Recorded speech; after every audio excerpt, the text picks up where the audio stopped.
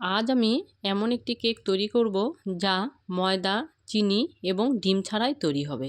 শুধুমাত্র ওটস, আটা এবং গুড় দিয়ে আমি এই হেলদি এবং টেস্টি কেকটি তৈরি করব। তো নমস্কার, সুপর্ণাস ফেভারিট রেসিপিতে আপনাদের সকলকেই স্বাগত জানাই।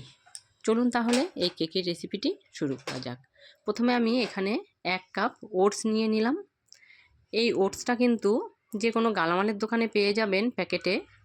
তো এই ওটসটাই আমি নিয়ে এসেছি প্যাকেটে। এখান থেকে আমি 1 কাপ নিয়ে নিলাম। এই কাপের মাপেই কিন্তু আমি বাকি উপকরণগুলো নেব। তো 1 কাপ আমি ওটস নিয়ে এটা মিক্সিং জারে দিয়ে এটার আমি একটা পাউডার তৈরি করে নেব। তো পাউডারটা তৈরি হয়ে গেছে। এবার আমি এটা একটা বাটির মধ্যে নামিয়ে নেব। পাউডারটা এরকম কিন্তু একদম মিহি করে পেস্ট করতে হবে। যদি দেখেন যে দানা দানা রয়ে গেছে তাহলে একটা চালনি দিয়ে চেলে নেবেন, তাহলেই কিন্তু হয়ে যাবে। এবার আমি এটা একটা বাটির মধ্যে নিয়ে নিচ্ছি। ওই কাপের মাপেই আমি 1/2 কাপ নিয়ে নিলাম আটা। এবার আমি নিয়ে নিলাম 1 চামচ বেকিং পাউডার, 1/2 চামচ নিয়ে নিলাম বেকিং সোডা, আর দিয়ে দিলাম 1/2 চামচ এলাচ পাউডার। এবার আমি সমস্ত উপকরণগুলো ভালোভাবে মিশিয়ে নেব। তো সমস্ত উপকরণগুলো মিশিয়ে এই বাটিটা আমি এক সাইড করে রেখে দিলাম। এবার আমি আরেকটা বাটির মধ্যে ওই কাপেরই 1 কাপ নিয়ে নিলাম গুড় আর 1 কাপ নিয়ে নিলাম জল। এখানে কিন্তু আমি গরম জল নিয়েছি।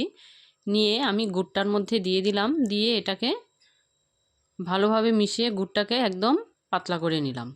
এখানে আমি পাউডার গুড়টা নিয়েছি, আপনারা কিন্তু এমনি গুড়টাও নিতে পারেন।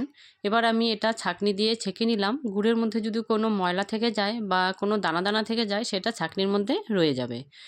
এবার আমি এর মধ্যে দিয়ে দিলাম 1/2 চামচ ভ্যানিলা আর দিয়ে দিলাম 1/2 কাপ বাটার।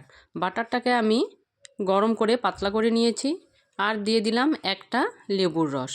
এবার দিয়ে সবগুলো উপকরণকে আমি ভালোভাবে মিশিয়ে নেব। তো এগুলো সবগুলো মেশানো হয়ে গেছে। এবার আমি এর মধ্যে দিয়ে দিচ্ছি কিছু টুটি ফুটি। এই টুটি ফুটিগুলো বাজারে 40 টাকায় কিন্তু অনেকগুলো পাওয়া যায়। তো সেটাই আমি নিয়ে এসেছিলাম একটা প্যাকেট। তো এবার আমি এগুলোকেও ভালোভাবে মিশিয়ে নিলাম। নিয়ে কেকের বাটির মধ্যে আমি একটু তেল ব্রাশ করে নিয়ে নিচ্ছি। নিয়ে এর মধ্যে আমি দিয়ে দিলাম ফয়েল পেপার। ফয়েল পেপারটা আমি গোল করে কেটে নিয়েছি। নিয়ে এটা এর মধ্যে বসিয়ে দিলাম। দিয়ে এর উপরে আরেকটু আমি তেল ব্রাশ করে নিচ্ছি। কাগজের উপরে তেলটা ব্রাশ করে নিলে কেকটা হওয়ার পরে কেকটা সুন্দরভাবে উঠে আসবে। এবার আমি বেটারটা এর মধ্যে ঢেলে দিচ্ছি। আর এই কেকের বেটারটা কিন্তু একটু ভারী করেই কিন্তু তৈরি করে নিতে হবে অন্য অন্য কেকের বেটারের তুলনায়। এবার আমি বাটিটা একটু ঝাঁকিয়ে নিচ্ছি। এর ভিতরে যে হাওয়াটা রয়ে গেছে সেটা বেরিয়ে যাবে। এর উপর থেকে আমি এবার দিয়ে দিলাম কিছু টুটি ফুটি। এখানে আপনারা যদি কিছু ড্রাই ফ্রুটও দিতে চান সেটাও কিন্তু দিতে পারেন। এবার আমি একটা তাওয়ার উপরে স্ট্যান্ড বসিয়ে দিয়ে এর উপরে বাটিটা বসিয়ে দিয়ে ঢাকা দিয়ে দিলাম। তো এখানে আমি 40-45 মিনিট পরে ঢাকাটা সরিয়ে দেখব।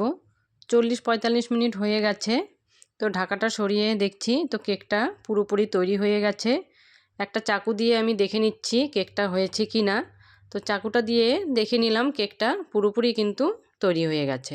এবার বাটিটাকে নামিয়ে নিচ্ছি। ঠান্ডা হয়ে আসলে কেকটাকে নামিয়ে নেব। তো কেকটা ঠান্ডা হয়ে এসেছে। এবার আমি এটাকে নামিয়ে নিচ্ছি। দেখুন কাগজটা ধরে তুললে কত সুন্দরভাবে উঠে আসছে। এবার আমি কাগজটাকে সরিয়ে নিচ্ছি। দেখুন তেল ব্রাশ করাতে কাগজটা কিন্তু সুন্দর করে উঠে আসলো, একটুকু কিন্তু লাগে নাই। তো কেকটা কত সুন্দর তৈরি হয়েছে। এইভাবে আপনারাও ওটস দিয়ে কেক তৈরি করে বাচ্চাদের খাওয়াবেন, বাচ্চারা কিন্তু খুবই খুশি হয়ে যাবে। এবার আমি এটাকে একটা চাকু দিয়ে কেটে দেখাচ্ছি কতটা নরম আর সুন্দর হয়েছে। এই ওটসের কেক কিন্তু খেতে খুবই ভালো লাগে।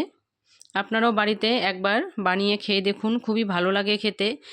এই কেকের রেসিপিটি আপনাদের যদি ভালো লেগে থাকে তাহলে লাইক, কমেন্ট এবং শেয়ার করে দেবেন।